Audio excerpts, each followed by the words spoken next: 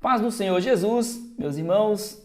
Hoje nós vamos para mais um subsídio da lição dos juvenis. Hoje a lição de número 4, que tem como tema a cronologia do Novo Testamento. Já o texto bíblico desta nossa lição está em Mateus 17, versículo 1, que diz: 6 dias depois, tomou Jesus consigo a Pedro e a Tiago e a João, seu irmão, e os conduziu em particular a um alto monte. A leitura bíblica em classe, o professor precisará ler em sala de aula, está em Mateus capítulo 12, Mateus capítulo 4, versículo 12 ao 22. E também em Marcos capítulo 1, versículo 29 até o versículo de número 34. O professor terá nessa lição 3 objetivos nos quais ele não poderá sair, ele não poderá perder o foco em sala de aula. Primeiramente, aqui, conhecer a história da compilação dos livros do Novo Testamento, falar da história de como foram feitos, da escrita, de como foram juntados os livros do Novo Testamento, e também saber que os primeiros cristãos só tinham acesso ao Antigo Testamento. E, em seguida, compreender que os livros não estão dispostos em ordem cronológica. E nós falaremos sobre isto nesta lição de número 4 da classe Juvenis. Aqui tem uma sugestão ao professor, na revista do professor, para que ele não fique apenas na leitura do texto. É importante que o professor esteja sempre bem preparado para instruir os seus alunos em sala de aula. Até porque, quando o professor busca mais, ele procura mais preencher o seu conhecimento com a palavra de Deus, buscando livros, buscando ensinos, subsídios, ele terá uma aula melhor, uma aula mais participativa aí junto com os seus alunos. Então é mais interessante, é bom para a vida do professor, para a edificação pessoal, para a edificação da igreja, né, edificação da classe em geral. Então fique atento a essa dica e não fique apenas na leitura, para que não fique uma aula tão enfadonha. Então nós vamos conhecer aqui como era a vida dos primeiros cristãos sem o Novo Testamento, utilizando apenas as Escrituras no Novo Testamento. O tópico número 1 tem aqui: os primeiros cristãos e as Sagradas Escrituras.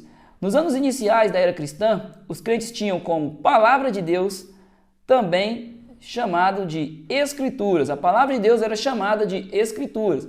Jesus, ele cita por várias vezes, em suas passagens, pregações, ele sempre fala das Escrituras. Ele está falando simplesmente da nossa Bíblia Sagrada. É o que tinha na época de Jesus, era o que os profetas, o que os irmãos escreveram, o que foi escrito no passado até o ponto de Jesus. Ali já havia juntado os livros do Antigo Testamento e Jesus poderia pregar baseado nos ensinos do Antigo Testamento, e Jesus sempre se referia às Escrituras. Ele estava falando da Bíblia. E isso nós podemos aferir através das referências. Aqui tem referências em Mateus 26, em Lucas 24, João 5, 39, que Jesus fala: examinai as Escrituras. O que Jesus está dizendo com essas palavras? Examine a Bíblia, examine a minha palavra. Até então, até a época de Jesus, o que tinha ali era o Antigo Testamento. Então, o que Jesus falou para o povo ali, que examinasse as Escrituras.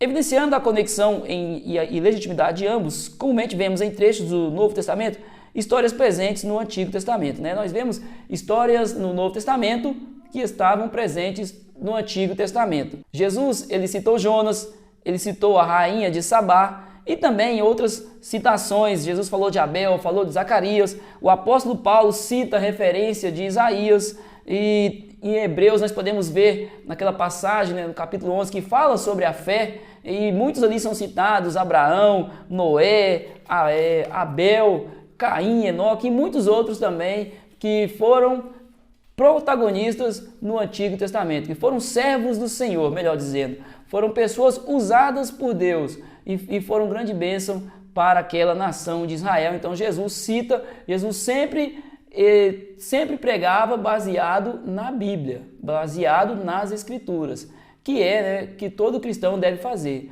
Toda pregação deve ser baseada na palavra de Deus, somente na palavra de Deus, não no conhecimento humano, não no conhecimento próprio, a pessoa achar que só o que ela sabe é o necessário. Não, a base bíblica para o cristão é a Bíblia. E Jesus mostrou, através dos seus ensinamentos, que ele agiu também da mesma maneira. Até Satanás foi citado também em Apocalipse 12:9, em alusão à sua atuação em Gênesis, capítulo 31, versículo 1, 4 e 13. O professor, é interessante que o professor sempre confira as referências, né? Porque são muitas e, logicamente, que a gente não vai conseguir falar todas aqui. Mas o professor, no seu preparo de aula, é importante que eles façam o possível para ler todas e utilizar as que se encaixar melhor na dinâmica de aula do mestre. 2. A compilação do Novo Testamento. Segundo explica o saudoso pastor Antônio Gilberto em sua obra A Bíblia através dos séculos, a formação do Novo Testamento levou apenas 2 gerações. Em 100 anos depois de Cristo, todos os livros já estavam escritos. Então, depois que Cristo, 100 anos depois do nascimento de Cristo, os livros já estavam completos, os livros já estavam escritos, e aí precisaria passar por um processo chamado canonização. Os livros precisariam ser aceitos pela igreja como livros inspirados por Deus. Então precisaria desta canonização, né? Canonização, acho que eu estou falando certo, né? Então, o reconhecimento definitivo e fixação do cânon do Novo Testamento ocorreu no terceiro concílio de Cartago, em 397 depois de Cristo. Então, 400 anos depois, aí, praticamente, que teve aí, que a Bíblia foi juntada, né? Os livros foram juntados um ao outro, compilados, e assim o livro sagrado, o Novo Testamento, se juntou ao Antigo Testamento e formou a Bíblia com os 66 livros que nós temos hoje, né? Os 66 livros que que a Igreja Evangélica utiliza. A Igreja Católica tem os seus livros apócrifos, que são aceitos pela Igreja, né, romana, porém, para nós, são 66 livros da nossa Bíblia. Nós estamos estudando sobre o Novo Testamento, mas os juvenis aí também estudaram, né, sobre o Velho Testamento e sabe muito bem aí de como é a formação, né? Provavelmente alguns que não estudaram, o professor ele tem que levar, né, o conhecimento àqueles que ainda não passaram por esta etapa. E nós podemos ver que a validação dos livros como canônicos passou pelo testemunho dos apóstolos. Um apóstolo muitas das vezes citava o outro. Por exemplo, aqui, ó, o apóstolo Pedro, por exemplo, chamou as cartas escritas por Paulo de escrituras. Então, Pedro, ele certificou que o que Paulo escreveu era a escritura, era a Bíblia, reforçando a legitimidade da inspiração divina em tais escritos. Eu vou pegar minha Bíblia aqui para nós lermos a referência, que está em 2 Pedro, segunda carta de Pedro, 3, versículos 15 e 16. Vamos conferir aqui o que está dizendo? E tende por salvação a longanimidade de nosso Senhor, como também o nosso amado irmão Paulo vos escreveu, segundo a sabedoria que lhe foi dada. Falando disto, como em todas as suas epístolas, entre as quais há pontos difíceis de entender, que os indoutos e inconstantes torcem igualmente as outras escrituras para sua própria perdição. Então, está aí uma referência importante para o professor estar adicionando em sala de aula. Mateus e Lucas também foram citados pelo apóstolo Paulo como escritura, né? E Paulo, então, citou também a Mateus e Lucas, e a canonização foi feita desta forma também, através da palavra dos discípulos. Para que palavra melhor, senão por aqueles mesmos inspirados por Deus? Agora, quanto à ordem dos livros, existem 3 formas, né, que são organizadas, que o professor, o mestre que escreveu esta revista, ele separou essas 3 formas para nós estarmos estudando. Então, na primeira, os livros são dispostos de acordo com a tradução da Bíblia para o latim, a Vulgata, aquela que foi encomendada para verificar as diversas traduções, né? A Vulgata ela foi encomendada pela igreja para compilar as diversas traduções e unificar em uma só Bíblia, em um só livro. E, inclusive, essa foi feita por Jerônimo, inclusive é a Bíblia essa famosa Bíblia aí que muitos conhecem, talvez até os irmãos tenham, a King James, ela foi baseada na tradução da Vulgata.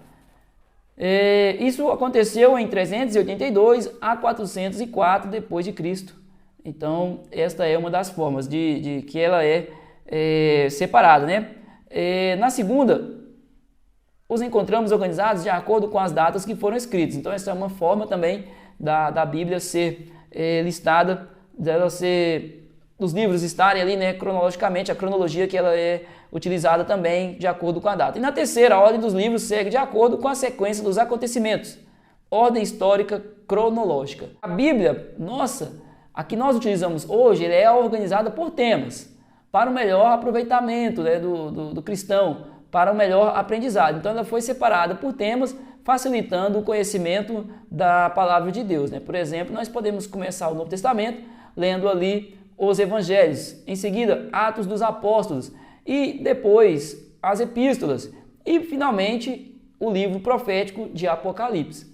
Então tudo isso trazendo o quê? Uma facilidade para que nós pudéssemos ter um melhor aproveitamento da palavra de Deus para as nossas vidas, né? Mas a palavra do Senhor, independente de quem estudou, na nossa ordem hoje, ou na ordem que algumas outras ordens aqui que nós vimos, o importante é saber que a palavra de Deus ela é poderosa, ela é maravilhosa e ela é capaz de transformar a vida do pecador.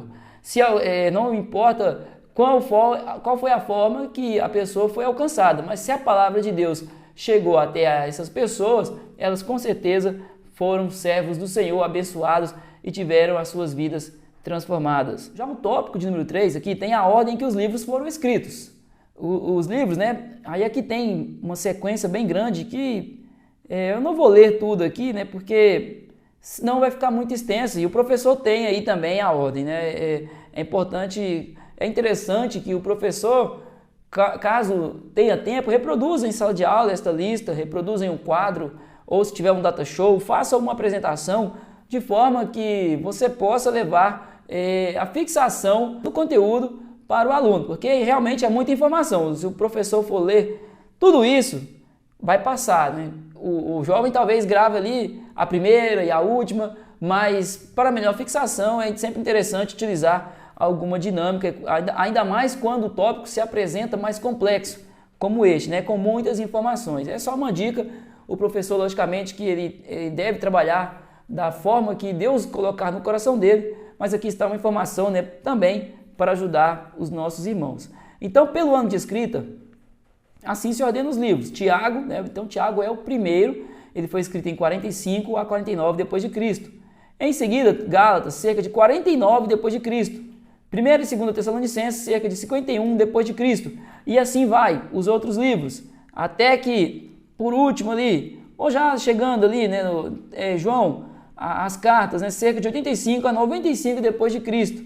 E por fim, o Apocalipse, por volta de 90 a 96 depois de Cristo. Então, e nós falamos, né, na última lição sobre a forma que a Bíblia foi categorizada. De que forma? Primeiro, os evangelhos, né, o livro histórico de Atos e as cartas, em seguida, profecia.